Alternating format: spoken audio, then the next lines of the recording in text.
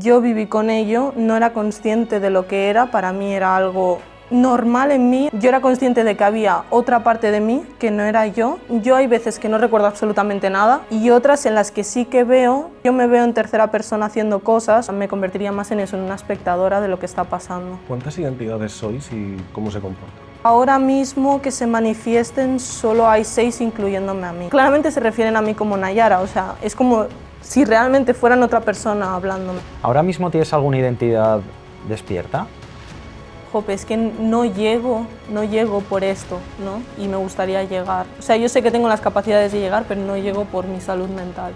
¿Te da miedo que alguna de tus identidades cometa algún delito y luego tú tengas que llevar la responsabilidad de eso? Creo que llevo 3 años ya con el diagnóstico. Sigo intentando aceptar que vivo con otras identidades, que hay otras identidades, que tengo TID, o sea, eso es algo que vivo constantemente. Hoy ha venido a visitarnos a la cueva Nayara. Ella tiene trastorno de identidad disociativo. ¿Qué tal, Nayara? ¿Cómo estás? Hola, encantada. Cuéntanos un poco en qué consiste este trastorno.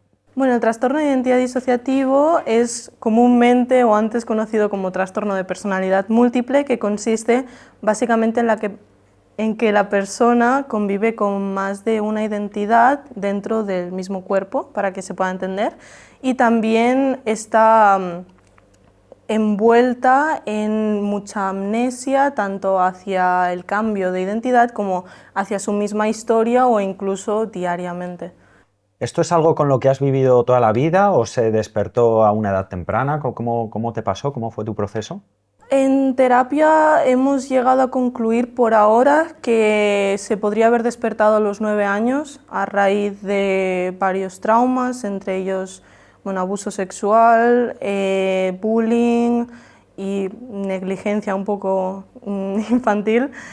Y ya a partir de allí yo viví con ello, no era consciente de lo que era, para mí era algo normal en mí, o sea, sabía claramente que no era normal para todo el mundo, pero yo ya me había acostumbrado. En ese momento yo era consciente de que había otra parte de mí que no era yo, que le llamaba mi yo fuerte, que cuando yo sabía que no podía más, o sea, en mis momentos más de bajón más fuerte o que ya no podía como aguantar la situación, salía y tomaba el control.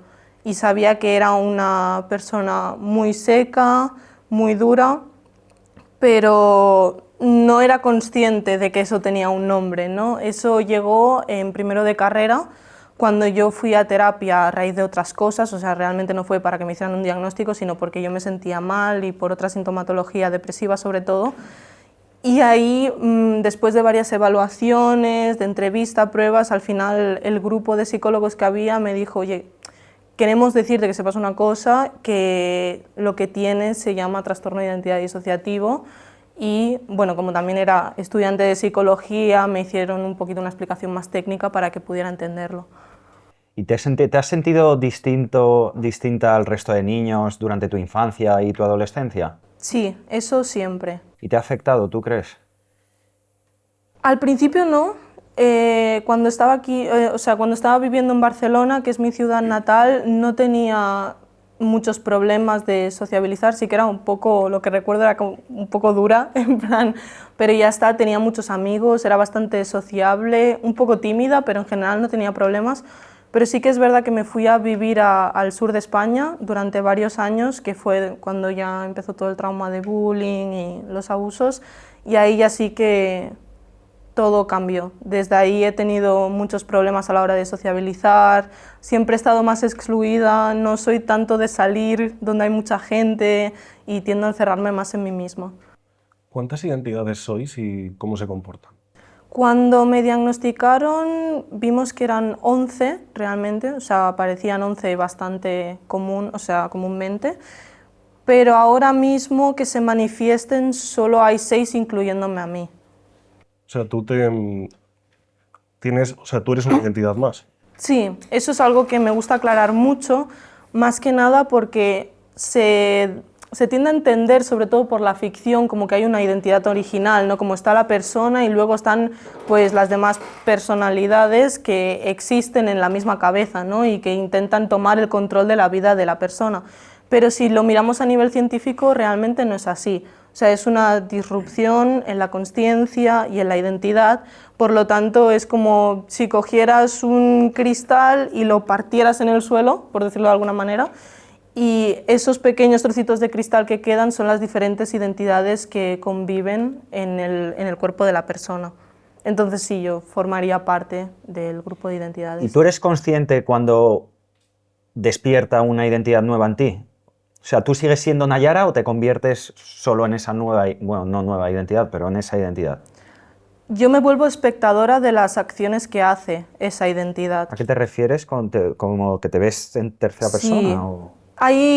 Yo hay veces que no recuerdo absolutamente nada, o sea que simplemente es como si estuviera durmiendo y me despierto al día siguiente, lo que pasa es que no es me he ido a dormir, sino que de repente estaba haciendo algo y luego, pues yo qué sé, por ejemplo, es de noche ya y estoy delante del ordenador y no sé lo que ha pasado hasta ese momento, y otras en las que sí que veo, o sea, como si fuera, lo recuerdo como si fuera un tenue sueño, ¿vale? Y yo me veo en tercera persona haciendo cosas o a lo mejor interaccionando con algo o diciendo algo, pero no puedo recordar que realmente he sido yo quien ha hecho esa acción. O sea, me convertiría más en eso, en una espectadora de lo que está pasando. ¿Nos podrías contar un poco las distintas identidades que tienes? Sí. Hablar un poquito sobre ellas, por favor. Sí, mira, voy a empezar desde las que mejor me llevo, al menos la convivencia es más sencilla, a las que peor. En primer caso estaría Alex, que, bueno, yo, para que lo entiendan los demás, sería la voz en off que siempre está ahí para ayudarme. Y digo voz en off porque es es la única identidad en mi caso que no toma el control del cuerpo tan a menudo. Es como que convivís juntos. Sí, es como si tuviera otra voz que sé que es distinta, o sea, no forma parte de mí, que me va diciendo todo, o sea, me va aconsejando. Por ejemplo, pongo un ejemplo, hubo una vez que estaba saliendo con una persona en pareja que era bastante, o sea, no era buena para mí. Y yo, en cambio, estaba como dentro de ese No te enamoramiento, dabas cuenta. no me daba cuenta. Y, en cambio, él estaba todo el rato, no me gusta esta situación, Nayara, por favor, tienes que salir de aquí. Y claramente se refieren a mí como Nayara, o sea, es como si realmente fueran otra persona hablando. Claro, porque todos tenemos una voz dentro de nosotros con la que hablamos. Vas por la calle y dices, cuidado, no te tropieces, yo qué sé, o mira ese edificio, qué bonito, lo que sea. Y en este caso, tú cuando tienes a Alex despierto, es como que tienes la voz de Nayara y la voz de Alex a la vez. Sí, porque yo reconozco mi voz interior, yo soy consciente cuando estoy hablando conmigo misma, pero es muy diferente a las voces de los demás. Además, los de los demás realmente tienen tonos distintos también, o sea, no es como yo misma, como yo hablo. Y antes me has comentado que tienes incluso una identidad que habla inglés solo, ¿no? Sí, Mike, que es el artista, normalmente siempre que sale es para pintar cuadros. O sea, pinta, hace dibujos y hay muchos dibujos los cuales no puedo ver porque son dibujos relacionados con escenas traumáticas que han pasado, y otros simplemente dibuja pues, cosas que están pasando en mi vida, ¿no? Me dibuja a mí, dibuja las otras identidades también. Y yo, por ejemplo, considero que no se me da... O sea, puedo llegar a dibujar más o menos bien si me paso muchísimas horas haciéndolo, pero él, en cambio, dibuja con mucha diferencia mejor a mí, que eso también entra en que las demás identidades pueden hacer, o sea, o tener idiomas o habilidades, ¿no?, que tú no eres consciente que tienes, pero que sí que están en el cuerpo, o sea, sí que están en la mente, no es como que aparezcan porque sí. ¿Y qué otras identidades tienes? ¿Has dicho Mike, Alex? Sí, Alex, luego estaría Kang, que es como la que he dicho anteriormente, que es bastante antisocial, pero en el sentido de que no le gusta demasiado estar con los demás, es bastante callada, bastante prepotente en cuanto a nivel de pensar hacia las otras personas o hacia mis amistades, y es la intelectual. Ella está realmente casi todo el rato estudiando, no le gusta centrarse en otras cosas que no sean sus objetivos. Es más, a mí, por ejemplo, siempre me dice que pierdo demasiado el tiempo teniendo sentimientos hacia otras personas o quedando con otras personas, sino centrándome en objetivos, metas, estudios o cualquier cosa. Y también es la que normalmente suele gestionar más el dinero, porque es algo que le estresa mucho. Bueno, también es verdad que he vivido situaciones donde el dinero ha sido una escasez importante, entonces supongo que deriva esa ansiedad de ahí, ¿no?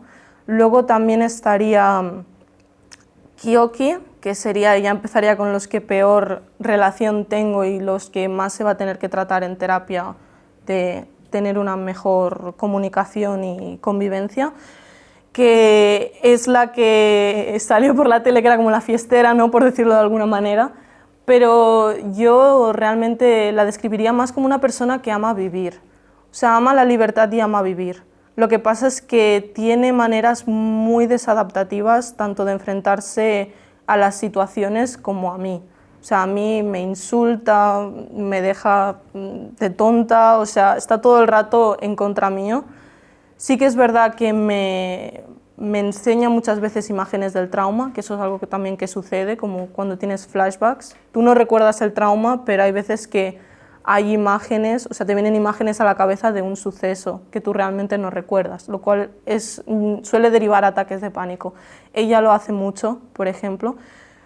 Y con los demás, con mis amigos, sí que es verdad que se ha interactuado a veces, pero es bastante de ir muy a la suya, de si se aburre con alguien se va a hacer cualquier otra cosa y ya está, es un poco que va a su bola. Cuéntanos alguna situación en la que una de tus identidades ha tomado el control y ha sido algo muy impresionante. Sí, yo la más surrealista que tengo realmente es que yo tengo pánico a las agujas, pero pánico de que cuando tengo que ir a que me pinchen me tienen que agarrar. Y un día estaba volviendo de la universidad a casa en el tren y eso que es lo último que recuerdo, como he dicho, como si me hubiera quedado dormida, me despierto y estaba donando sangre en un punto de estos que hay por la calle. Y claro, ya me encontré con la aguja clavada y yo, con el pánico que tengo, bueno, fue claramente, o sea, tuve que esperar a que me acabaran de sacar la sangre, pero me acabé mareando, me tuve que quedar ahí como una hora porque no estaba bien y la verdad es que ha sido como la situación más impresionante, pero lo más común podría ser que, bueno, no recordarse haber ido a un examen, a una quedada, no, bueno, sí, más que nada eso. Entonces, cuando se te despierta una de esas identidades, hay como dos caminos. Uno, que esté con Nayara a la vez y otro, que se apodere, por así decirlo, de ti y tú pierdas la conciencia, por así decirlo, de lo que estás haciendo, ¿no? Sí, coge el control de la conciencia y motor, o sea, del cuerpo y hace lo que, bueno, lo que quiera hacer o lo que se haya de hacer en ese momento. Y esto, por ejemplo, con tus amigos, ¿se dan cuenta cuando están hablando con Alex o con Nayara o con quien sea? ¿Son conscientes de esto? A veces no y a veces sí. O sea, hay algunas identidades que es más evidente que otras. Por ejemplo, cuando está Kiyoki lo saben muy rápido. Kiyoki era la que le gusta la vivir, fiestera. porque sí, además tiene una manera de actuar que es como muy característica suya y bastante diferente a las de los demás. Pero algo que a mí siempre que me gusta dejar muy claro, que es que la realidad no es como las películas lo pintan o como la ficción lo pinta, que es súper exagerado, los cambios y todo el mundo se da cuenta que algo está pasando. Es más, en los manuales diagnósticos se suele decir que es muy sutil el cambio, muchas veces no te das cuenta a no ser que conozcas que esa persona tiene la condición y que conozcas las distintas identidades, si no puedes llegar a pensar, bueno, tiene un mal día y está siendo borde por alguna razón y no saberlo. O sea, por ejemplo, nosotros probablemente ni nos daríamos cuenta, ¿no? No, es probable que no. ¿Y no lo expresan las identidades? O sea, ellas toman el control, pero no dicen, aquí estoy yo. No, normalmente si no están delante de alguien que tienen confianza, no. Sí que es verdad que en casa, en el armario, tienen su propia ropa. Por ejemplo, a Kang le gusta mucho vestirse con camisas y eso, entonces eso es suyo. Pero cuando salen a la calle, claramente, como esto es un trastorno que intenta, de alguna manera, hacer que la persona sobreviva, ¿no? Que intente ser adaptativa en una situación que no lo es, como es un trauma complejo, intentan copiar de alguna manera el estilo de vida o lo que pasa. Por ejemplo, si yo estoy en casa, ¿no?, con mi madre o cualquier cosa y sale otra identidad, claramente esa identidad no va a decir, no, yo ya no soy Nayara, soy X, ¿no? Y va a intentar seguir como un poco el juego para moverse. Se intentan adaptar, ¿no? Sí, se intentan adaptar. Sí que es verdad que hay otras personas, por ejemplo, que tienen cero, o sea, tienen amnesia total cuando hay un switch con otra identidad, y hay identidades que pasan olímpicamente de familiares o de amigos y tienen, o sea, su propio comportamiento. ¿Te has visto alguna vez grabada cuando no eras consciente de que tenías esa identidad en ese momento? Sí, eso me pasó sobre todo mucho cuando empecé a hacer divulgación en internet, que Kyoki o Kang a veces se grababan diciendo alguna cosa o, bueno, a Kyoki le gustaba bailar con música y cosas así, a lo que yo luego salía y lo veía y muchas veces me daba vergüenza o me daba como Claro, no te identificas nada Claro, con no eso, me ¿no? identifico, entonces lo que hacía es borrarlo, porque me daba cosa. Es más, por ejemplo, esto ha sido una situación de hace esta semana justo, que me encontré que Kyoki se había hecho unas fotos y las había colgado en el Instagram, que no es lo que a mí realmente me gusta, porque suelo querer divulgar más, pero bueno, las he dejado y he dicho, bueno, da igual. Pero eso me pasa bastante a menudo desde que tengo como este perfil público. ¿Has tenido que llegar a acuerdos con las identidades para, Sí.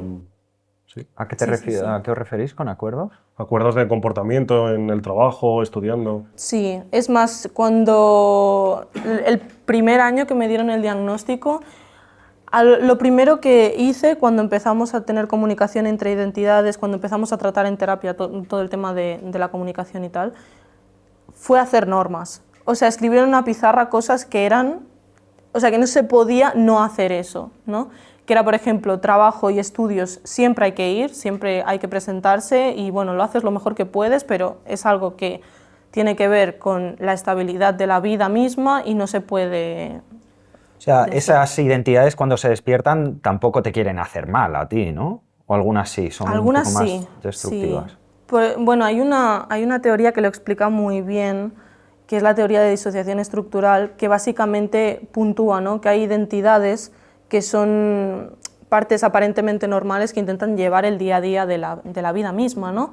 Pero luego están las partes emocionales, que son las que están más arraigadas al trauma, o sea, que son las que normalmente suelen recordar el trauma o tienen comportamientos relacionados con los abusadores o más disruptivos, por decirlo de alguna manera, y normalmente esas suelen tender a hacer daño al cuerpo y a tener comportamientos así más excéntricos o dañinos hacia la persona misma. ¿Cómo son en el trabajo? ¿Cómo se comportan? ¿Qué diferencias hay con tu día a día normal? Bueno, yo realmente no tengo recuerdos de que otra identidad haya salido en el trabajo, pero sí que es verdad que han habido compañeros de trabajo, eso me lo han llegado a comentar alguna vez, de decir, no, es que ayer ¿qué te pasaba? Estabas muy borde, estabas muy seca, parecías como muy enfadada y yo no me acordaba de haber tenido ningún comportamiento y yo a lo mejor mi recuerdo del día anterior era pues estaba perfectamente, o sea, estaba bien. Entonces digo, bueno, pues alguien más habrá salido, pero sí que es verdad que cumplían con las tareas que se tenían que hacer en el trabajo y sí que notaban a lo mejor un poco eso, cambio de actitud, pero ya está. ¿Hay algo que haga que se despierte alguna identidad? Hemos hablado antes como un switch, ¿no? Sí. Hay algo que hace que se despierten, ¿no? ¿Esto qué Sí. suelen ser? Se suelen llamar estímulos gatillo o trigger, que básicamente es eso mismo. Pueden ser tanto cosas como lugares, como música, sonidos, eso también pasa mucho, que te recuerdan tanto al trauma, inconsciente o conscientemente, o pueden ser también triggers positivos que se le llaman, que es cuando a alguna identidad le gusta algo en concreto, pues claro, ve esa cosa, o sea, por ejemplo, me gusta mucho decir ejemplos porque es para que se entienda mejor, ¿no? Hay pacientes que tienen identidades que son niños, entonces cuando pasan por delante de una tienda de juguetes o yo qué sé, de caramelos, pues es posible que detone, que salgan esas identidades infantes, ¿no? Pues esos serían los triggers positivos, que no son cosas dañinas, pero que sí que hacen que otra identidad salga, pero normalmente suelen salir más con los negativos. A día de hoy, si estas identidades desapareciesen, ¿crees que echarías alguna de menos? Sí. Bueno, es complicado, ¿no? Es como un sentimiento contradictorio, porque por una parte yo pienso, joder, me gustaría ser normal, ¿no? Y no tener todo esto, no tener que dar nunca explicaciones de nada, poder comportarme como alguien más, no tener que estar pensando si le digo a mi futura pareja o a mis nuevos amigos que tengo esto, intentar esconderlo. Me gustaría no tener que que hacer eso, ¿no? Y sí que es verdad que a veces digo como ojalá ser como las demás personas y no tener todo esto, pero sí que es verdad que al mismo tiempo, como ya llevo muchos años de mi vida conviviendo así, no, o sea, me cuesta imaginarme una vida donde no haya esto, de alguna manera. Y es verdad que aunque hay identidades que me dañan mucho, o sea, me hacen mucho daño a nivel emocional o incluso en algún momento han llegado a hacerlo físico, hay otras que me ayudan en cosas que yo no me veo capaz de afrontar. Por ejemplo, Alex me consuela muchísimo cuando estoy devastada a nivel emocional. Y es como la persona que no deja de ser dentro de mí, pero bueno, que más me entiende y que más me apoya en todos los momentos. Porque un amigo puede estar ahí, pero a lo mejor está ocupado cuando tú necesitas a alguien, ¿no? Y Kang, por ejemplo, es la primera que en cuanto hay que hacer algo que cuesta mucho, le da igual el esfuerzo, va y lo hace, ¿no? En cambio yo soy un poco más de que me entra mucha pesadez emocional cuando tengo que hacer según qué cosas, ¿no? Entonces, claro, es muy difícil realmente responder un sí o un no, porque las dos cosas tendrían partes positivas y negativas al mismo tiempo. ¿Ahora mismo tienes alguna identidad despierta, Sí, Alex. Alex? ¿Y nos podrías decir un poquito qué te dice? Bueno, está más que nada alerta que todo salga bien, que yo me siente bien, o sea, me sienta bien aquí y como dándome un poco de ánimo en cuanto me siento algo un poco nerviosa, de decir, va, no pasa nada, va a salir tranquiliza, bien. ¿no? Sí, mucho, la verdad es que sí. ¿Hay algún comportamiento especial de las identidades cuando hablas de este tema? ¿A qué te refieres? Si se manifiestan de alguna manera o están más nerviosas, o sea, tratando el tema del trastorno. Pero realmente estás hablando de ellas. Kiyoki lo niega. Es más, el otro día me encontré un post-it escrito por ella que decía, va a ir a terapia, lo voy a decir con palabras que se puedan decir, pero quien yo te diga, ¿vale? Pero con palabras más feas. Luego, Kang sí que es verdad que no le da importancia. Yo creo que la que más importancia le doy soy yo, porque es la que tengo más miedo a lo que digan los demás, a cómo puede llegar a afectarme, ¿no?, en mi día a día, y no deja de ser mi vida, o sea, lo que yo percibo como mi vida. Entonces, claro, me da miedo que en algún momento pueda hacer que se desestabilice todo lo que yo intento construir hacia adelante. ¿Este trastorno es algo que pueda desaparecer en el futuro?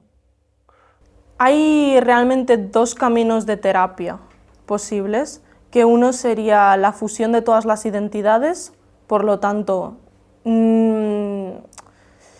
no sería como desaparecer del todo, porque claro, a la que vuelvas a enfrentarte a un trauma o a una situación muy complicada, si no tienes las herramientas, es posible que se vuelva a disociar, pero ya sería como una identidad conjunta, ¿no?, por decirlo de alguna manera, que ya lleva la vida y no hay tanto switch, no hay tanta amnesia, bueno, no hay switch, no deberían haber switches ni amnesia, a no ser que vuelvas a pasar por un evento traumático.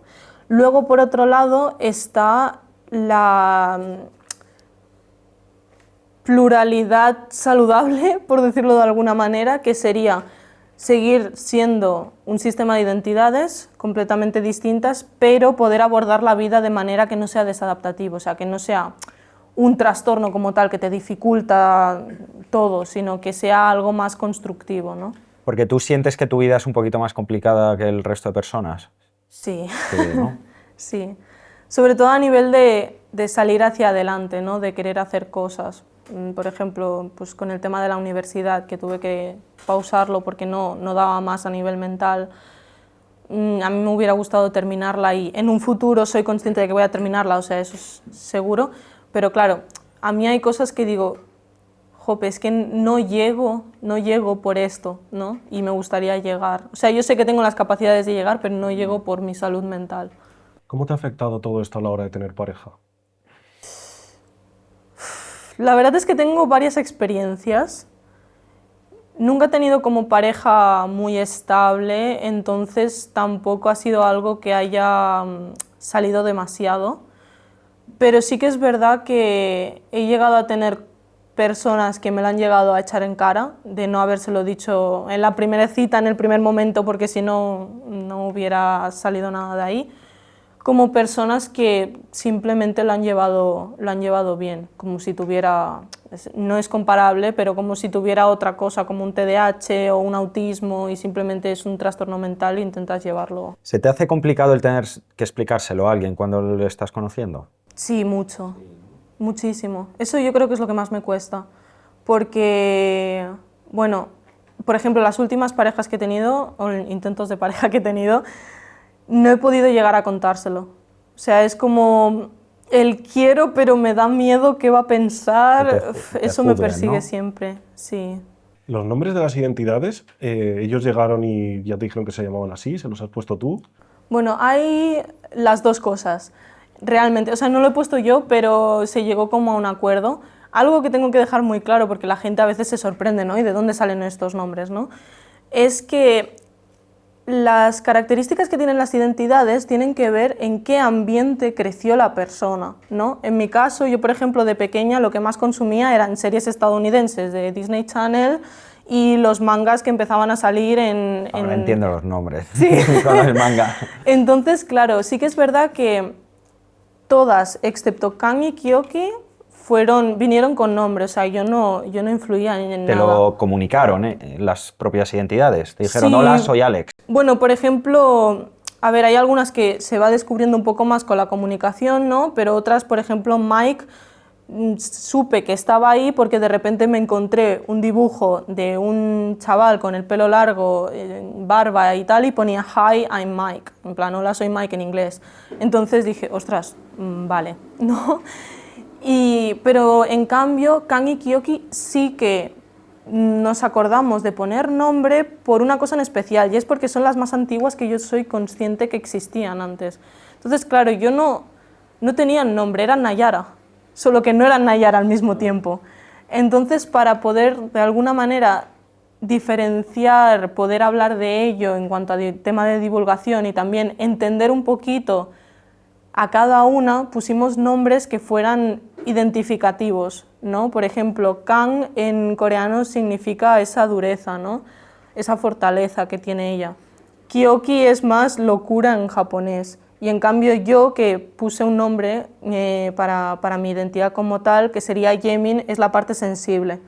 Y es un poco para identificar, de no decir mi yo fuerte, porque claro, yo siempre que me quería referir a Kan era mi yo fuerte, mi yo fuerte, mi yo fuerte, y suena como un poco raro, ¿no?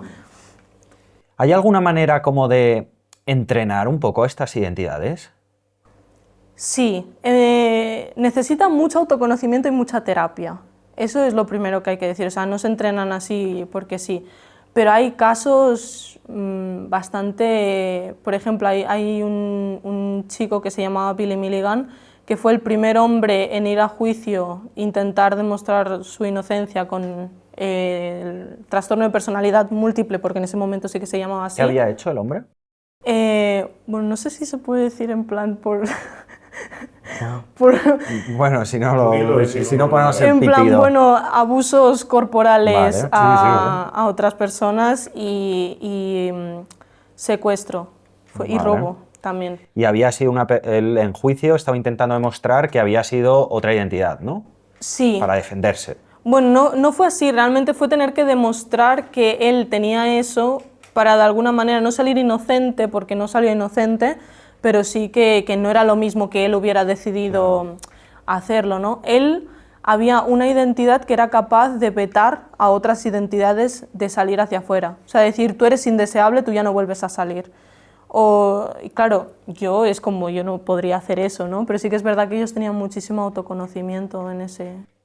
¿Te da miedo que alguna de tus identidades cometa algún delito y luego tú tengas que llevar la responsabilidad de eso? A veces me ha preocupado que Kyoki hiciera algo que, o sea, no que matara a alguien o hiciera mucho daño en plan físicamente a alguien, pero sí que se metiera en alguna pelea o algo así. Sí que me ha preocupado, pero es algo que también dejamos claro como en las normas que intentamos pautar entre todos de nunca hacer daño a nadie. Y como con Kyoki, por ejemplo, lo que se intenta es que ella entienda que las consecuencias de hacer un delito es que ella pierda la libertad. Y ella lo que más quiere es tener libertad para hacer lo que quiera. Entonces ahí de alguna manera se ha entrenado para que no haga nada que se pueda llevar a ningún lío. ¿Estos acuerdos que hacéis, cómo son? ¿Se despiertan todas las identidades a la vez y sacáis un folio y escribís? ¿O cómo funciona?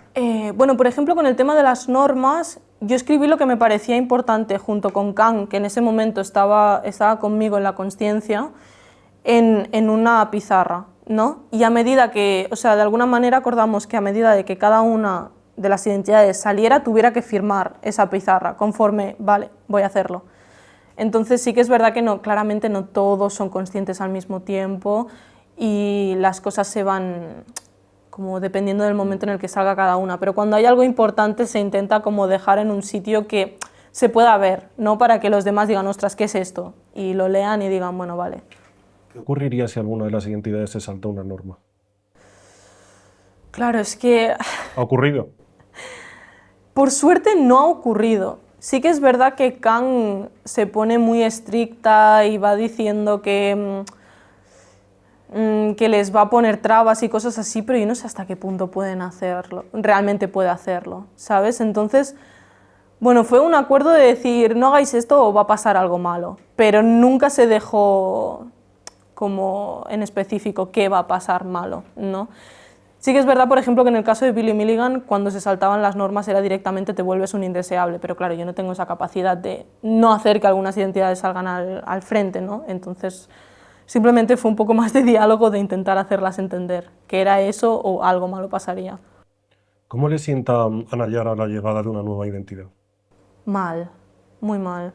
Es más, me acuerdo de, después de que me dieran el diagnóstico, las semanas después, sufrí muchísimo estrés y entre ello fue porque empecé a escuchar con más fuerza la voz de Kyoki y yo solo era consciente de una voz, que era la de Kang, que era mi yo fuerte.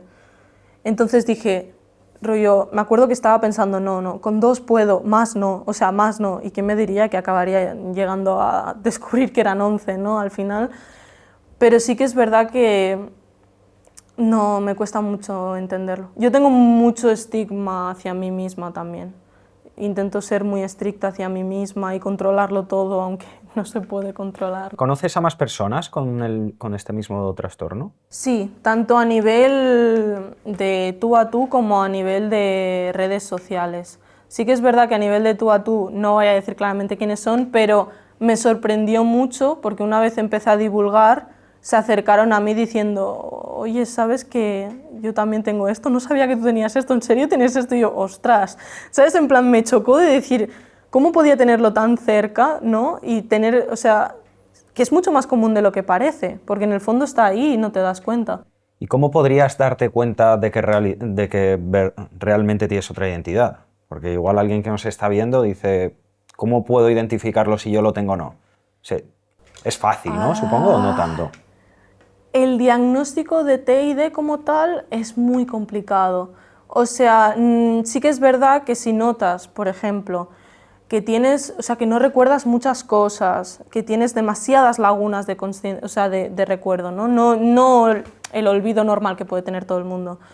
Que aparte sientes eso, que tienes otras voces que dicen algo, hacen algo, ¿sabes? Que pierdes la conciencia en algunos momentos.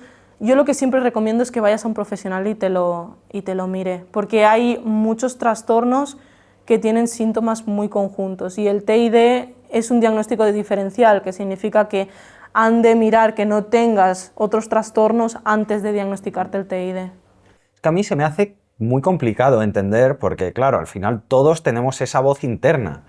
¿Cómo puedes diferenciar que esa voz no eres realmente tú y es otra identidad? ¿Tiene otra tonalidad, has dicho, que puede llegar a tener otra? Y no controlas el diálogo. O sea, tú cuando hablas contigo mismo, de alguna manera, o sea, tienes el mismo hilo de pensamiento, ¿no? Eres tú contigo mismo intentando, yo qué sé, pues si te pasa algo malo, decir, bueno, venga, va, voy a salir adelante. No te hablan como si fueran otras personas. Por ejemplo, en mi caso, ¿no? Que he dicho que dicen, Nayara, no hagas esto, Nayara, no te preocupes, esto va a salir bien. Yo no me hablo a mí misma en tercera persona. O sea, yo me hablo como si estuviera hablando conmigo misma, ¿no? También es eso, tienen otras tonalidades. Por ejemplo, cuando Alex me habla en voz de hombre. Yo no tengo voz de hombre, entonces tampoco... O sea, choca, ¿no? Porque es eso, son voces que no controlas, que están ahí, que salen cuando quieren y además tienen eso, distintas tonalidades. O sea, a veces puedes llegar a pensar, ¿soy yo quien está diciendo eso? O sea, eso es algo normal, pero luego cuando ya vas viéndolo todo, al final acabas identificando un poquito. Es más, yo a veces incluso he llegado a escuchar algo interiormente y no saber de dónde viene, o sea, no saber quién es en específico, pero sí escucharlo y saber que no viene de mí. La gente se piensa que este trastorno se ve como la película múltiple, ¿no? Que hay un personaje que no sé cuántas personalidades tiene, Sí, pero creo que tenía 24 o así. pero incluso físicamente en una personalidad está de una manera, en otra de otra, le cambia la voz. ¿Qué te parece esa película? Horrible. Es la película, perdona que os interrumpa, que os he dicho que no la había visto, ahora creo que sí, como que secuestra a dos chicas Sí. y las encierra y él Sí, entra... sí, es una película de Vale, terror, que vale, además vale. hacen como un culto. Vale, sí, sé cuál. O sea, es como que secuestra a las chicas para hacer un culto sí. a que aparezca la bestia, que es como su última Sí. personalidad. Bueno, Bueno, muy ¿qué raro. tan real es eso? Bueno, supongo que las películas ficción al final exageran mucho, ¿no? Muchísimo, muchísimo. ¿Crees que Es eso os hace daño a la... mucho. Sí. Y es más, algo que precisamente antes de que saliera la película, muchos divulgadores de TID que eran pacientes pidieron al director que no la sacara, y la sacó igual. Precisamente porque, claro, el TID está marcado por eso: personalidad múltiple, asesino amnésico, que de repente tiene una personalidad que mata a alguien y el otro no se acuerda. O sea, está muy ligado a todo ese ambiente. Y claro, películas así lo único que hacen es perpetuar ese pensamiento en las otras personas. Pero yo es algo que trato mucho precisamente en mi canal, que la gente dice, bueno, pero es que son películas y la gente sabe que son películas. No lo saben, porque es el único referente que tienen acerca de este diagnóstico, porque normalmente la gente con este diagnóstico no lo muestra en la calle. O sea, no es algo que se vea, que dices, no te cambias de ropa. O sea, claramente cada uno tiene sus gustos, su ropa, su manera de vestir, incluso sí o sea, incluso pueden haber cambios en presiones sanguíneas, algunos que, por ejemplo, una identidad tenga diabetes, la otra no, ¿sabes?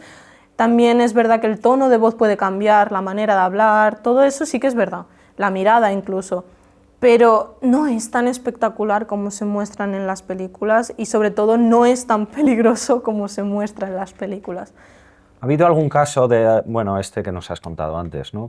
Sí, la verdad es que muy poco. Es algo que porque además yo me leí varios estudios acerca del tema porque quería hablar un poquito, ¿no?, de qué incidencia real tenía el TID en lo que es el ámbito forense, que además es algo que, claro, se mira mucho el TID, ay, es que es falso, lo están actuando. ¿Por qué? Porque viene mucho también sobre los casos famosos, son de ámbito forense. Pero es verdad que desde hace 50 años se pueden contar con los dedos de las manos, que hayan salido a la luz en plan y se hayan escuchado. O sea, no es un diagnóstico que de por sí tienda a delinquir, como podría ser un trastorno antisocial o una psicopatía, algo así, ¿no? Pero sí que es verdad que, por ejemplo, en hombres se ha visto que tienden un poco más a la violencia, pero tampoco es algo que digas súper espectacular, súper a rajatabla. ¿En algún momento de tu vida alguien o algún grupo te ha acusado de que todo esto que nos cuentas sea mentira? Sí, sí, llevo un año largo con un grupo de personas que se tienden a llamar pacientes reales de TID, que están en redes sociales y que van a cuchillo con cualquiera que intente mostrarse. ¿Y por qué ellos son reales y tú no? ¿Qué diferencia hay según ellos?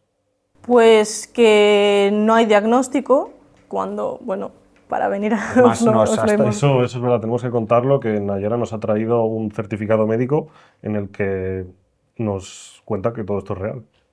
Entonces, bueno, primero se empezó, es que la verdad se contradicen también entre ellos, entonces un poco...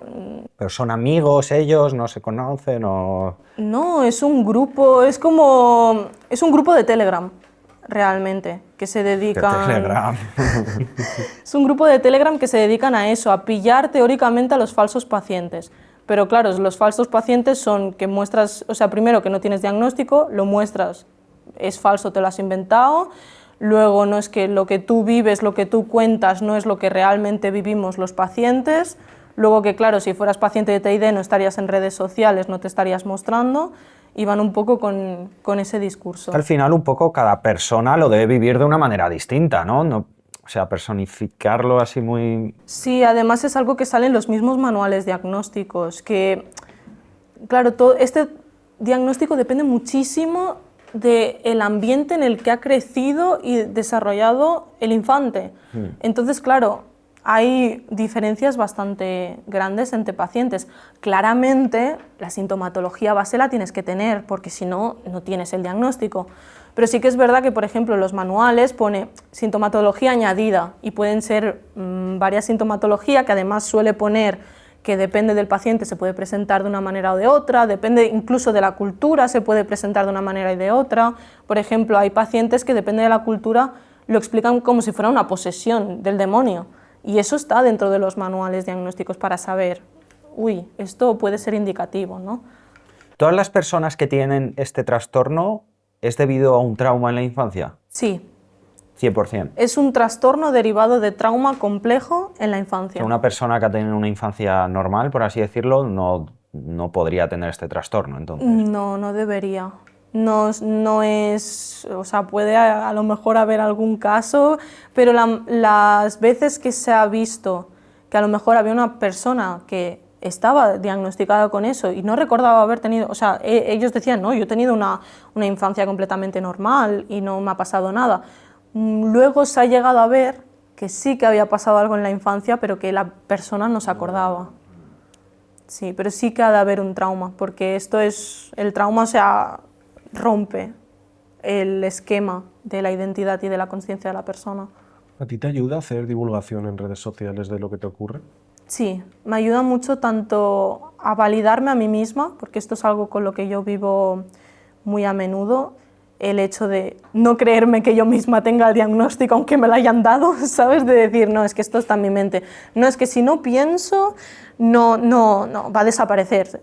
Luego me doy cuenta de que durante el año que estuve viajando por el mundo no estuve expuesta a redes, no estuve expuesta a nada y todo seguía pasando. Entonces también, o sea, no, claramente son inseguridades mías. ¿Es algo que te haya costado reconocer cuando eras más joven o pues contárselo a la gente y eso? Sí. Sí, ¿no?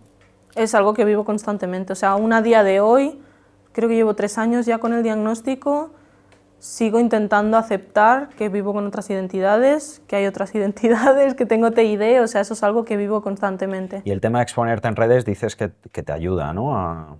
Sí, más que exponerme como tal, como yo soy Nayara y yo tengo esto, lo que me gusta a mí al menos hacer en mis redes es divulgar de manera lo más científica posible. O sea, Para que la gente conozca realmente cómo es esto, ¿no? Para que la gente vea la realidad, para que se rompan un poco los estigmas, para dar algo de luz a lo que es realmente vivir con esto, que no es como las pelis, que no es que, yo qué sé, pues todo lo que pueda llegar a pensar alguien, ¿no? Sino que dar una visión más realista y sobre todo lo más sustentada posible para que luego no se pueda decir que me lo invento o cualquier cosa, de lo que es el trastorno. ¿La gente te escribe haciéndote preguntas sobre tu trastorno porque a lo mejor lo puedan tener ellos también? Sí, la verdad es que hay mucha gente que, bueno, claro, yo no puedo comprobarlo, ¿no? Pero que dice que tiene el mismo diagnóstico, TID, que me escriben dándome las gracias por divulgar acerca del tema, por dar voz a quienes no tienen voz o no pueden hacerlo. También es verdad que hay gente que me pregunta, ¿no? Uy, creo que sospecho que puedo tenerlo, si es esto y esto y esto.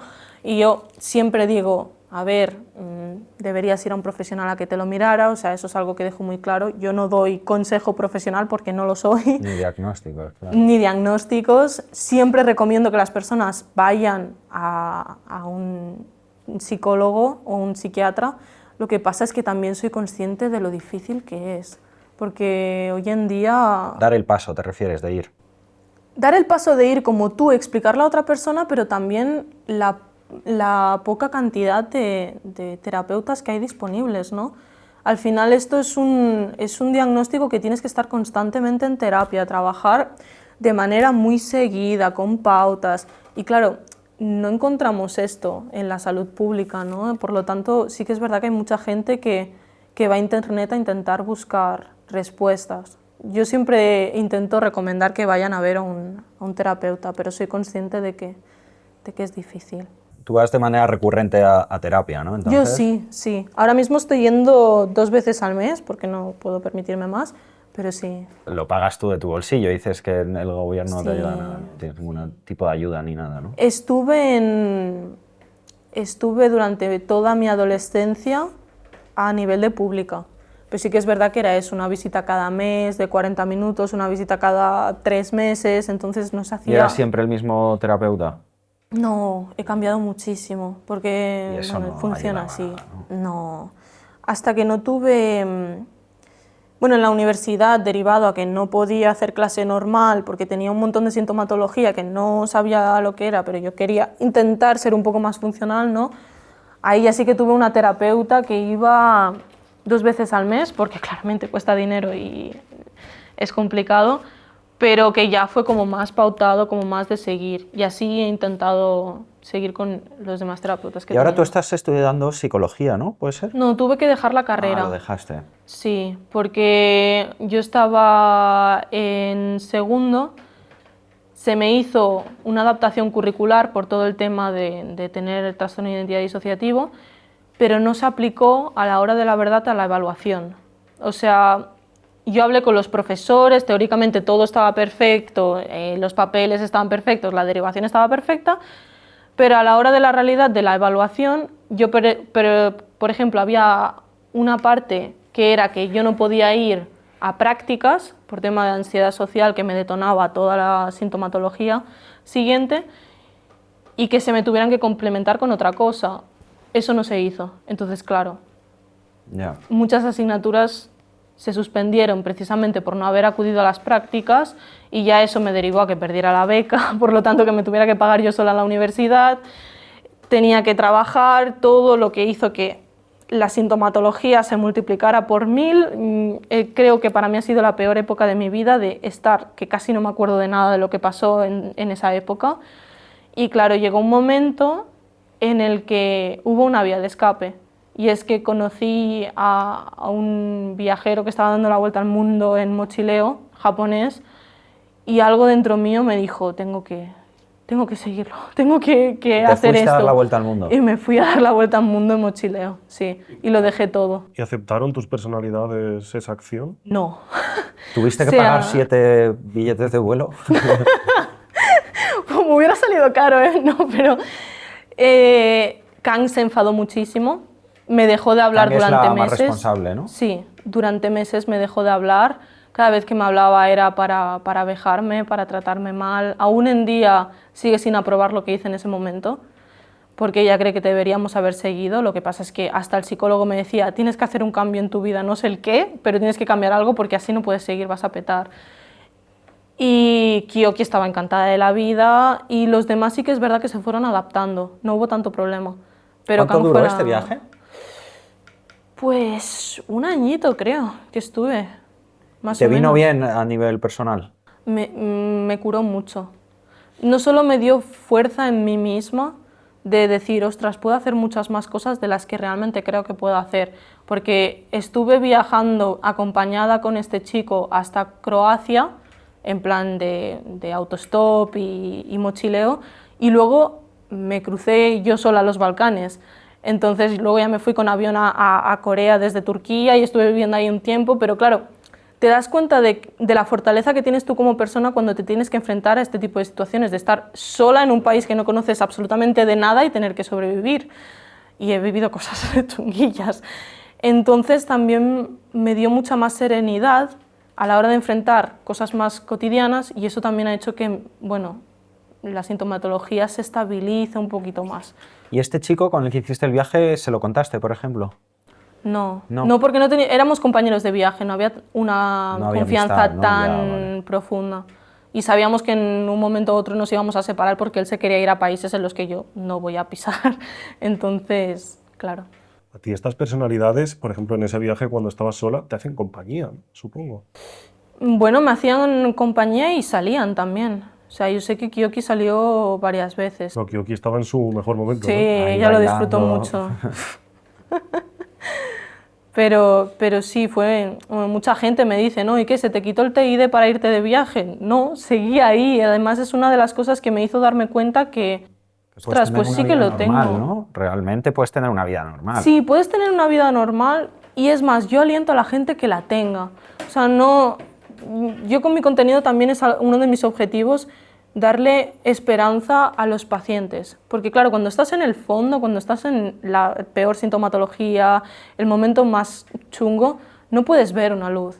Y no quiero que la gente se quede ahí, ¿no?, estancada. Quiero que puedan ver que cueste más o menos, puedes cumplir objetivos, puedes llevar una vida normal, puedes llegar a ese punto. ¿Tienes que trabajar mucho? Sí, pero se puede llegar. No te quedes estancado en no vas a salir adelante. Que también supongo que habrá muchas personas que lo pasan muy mal, ¿no?, con este trastorno. Sí, se pasa muy mal en general. Yo no creo que haya una persona con este trastorno que no lo pase muy mal, pero hay personas que lo pasan peor, que son menos funcionales, y personas que son más funcionales. Y eso incluso sale en los manuales diagnósticos, que es como hay personas que incluso pueden tener una vida profesional perfectamente intacta, pero que se muestra más el diagnóstico, a lo mejor estas dificultades, la sintomatología aparece más en la vida personal, lo que son pareja, amigos, relaciones sociales, ¿no?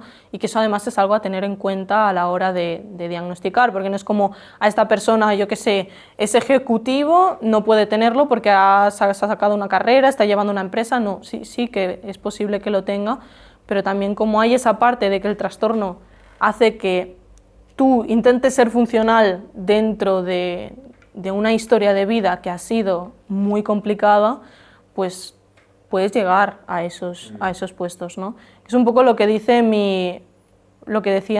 mi psicólogo mucho, que era, esto es una protección de alguna manera como para que no te vuelvas loco del todo, ¿no? Porque tú has vivido una infancia que no desearías que ningún niño tuviera y que es muy difícil realmente que un niño pueda sobrevivir a eso, y tu cerebro dice, vale, con todo esto que tenemos enfrente, ¿cómo podemos sobrevivir de manera que tú no pierdas el norte? Es una protección del cuerpo, en realidad, Es una ¿no? protección, sí. Por eso también se llama, o sea, es que la disociación es un mecanismo de defensa que tenemos todos.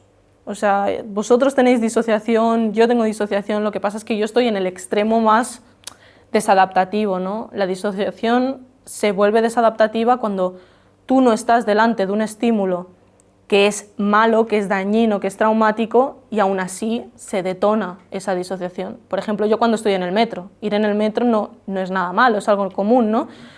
Pero hay algo en mí que me hace entrar en un bucle, una ansiedad, un todo que no puedo y me disocio. A mí no me gusta el metro tampoco, ¿eh? Sí, es que... Oye, ¿y te has visto alguna vez como fuera de tu cuerpo? ¿O esto es algo que me estoy inventando? No, me he visto más en tercera persona, sí, pero siempre Pero ¿y cómo dentro del te cuerpo. refieres en tercera persona? ¿Cómo lo experimentas? ¿Cómo es eso? ¿Esa sensación? Lo más parecido que podría explicar sería, no sé si habéis jugado algún videojuego, pero sabéis que hay primera, segunda y tercera persona, pues como la segunda persona sería. O sea, no que ves el cuerpo desde fuera, sino que lo ves un poquito más alejado de Qué loco de estar eso, directamente ¿no? viendo con los ¿Pero ojos. podías controlar algo o ahí te llevaba una personalidad? No, normalmente cuando estoy ya disociando muy fuerte, lo único que puedo hacer es intentar retenerlo. O sea, como intentar agarrarme al presente de decir, que es lo que me pasa mucho en el metro, porque ya os digo, en el metro me pasa 8 de cada 10 veces que voy. O sea, entonces intento mantenerme en la realidad, muchas veces a lo mejor centrándome en la música que estoy escuchando o mirando a un punto, ¿sabes?, del vagón, para intentar llegar a un lugar seguro, por ejemplo, a casa, ¿no? Y ya ahí, pues, tranquilizarme y que pase Ahora, lo por que tenga ejemplo, que en el pasar. AVE, cuando venías, ¿te ha pasado? No, pero porque el tren no es tan... Más espacioso, ¿no? Sí, hay mucho más espacio, tienes tu sillón, no estás apretado, que a veces el tren en Barcelona es como que no puedes ni respirar. Entonces, yo creo que es más eso, el que me toquen desconocidos en plan, no que te toquen en plan así, pero como que me rocen, eso me hace...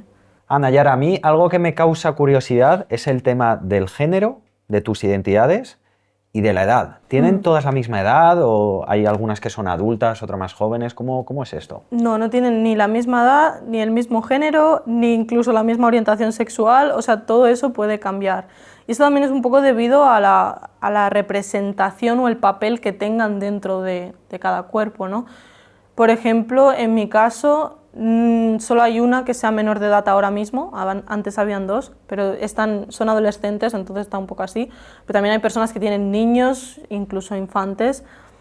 También hay personas que tienen seres fantásticos, por ejemplo, demonios, vampiros, pero todo eso también viene un poco a raíz de lo que os he dicho de los nombres, ¿no? Que al final es un poco, se formula a través de lo que tú hayas vivido, con lo que te hayas sentido seguro o te haya gustado cuando eras pequeño o en la edad en la que se formó todo, ¿no?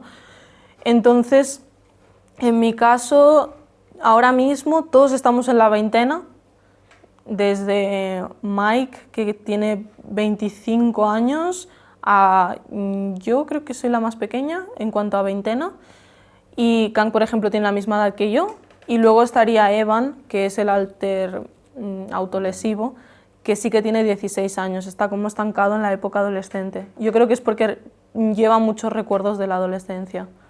A mí algo que me ha hecho gracia es que antes te he preguntado qué edad tenías y has tardado en responderme. Te ha costado. Sí, eso es debido a que la persona también es el hecho de que justo acabo de cambiar de edad, porque siempre digo tengo 21 años, pero ahora tengo 22. Claro, es que cada año cumplimos un año más. Sí, pero eso es algo que también pasa mucho en los pacientes de TID, que pierden el sentido de identidad. O sea, a veces es como incluso los sentimientos de decir, uy, tengo un sentimiento que yo no sé qué es, ¿sabes? O sea, o cuesta como a veces saber dónde estás tú, ¿no? Porque no deja de ser la disociación, todo lo que son las identidades, no son cajitas perfectas ahí colocadas en el cerebro, sino que sería más como una nube, todo que se va moviendo, se va acercando y se va expandiendo dependiendo de lo que, bueno, del ambiente en el que estés y de tu trabajo personal. ¿Y cómo sabes si es una personalidad masculina, femenina o la edad que tiene? Porque al final el género y la edad es algo que va asociado más a un cuerpo físico, ¿no? Realmente. ¿Cómo lo identificas?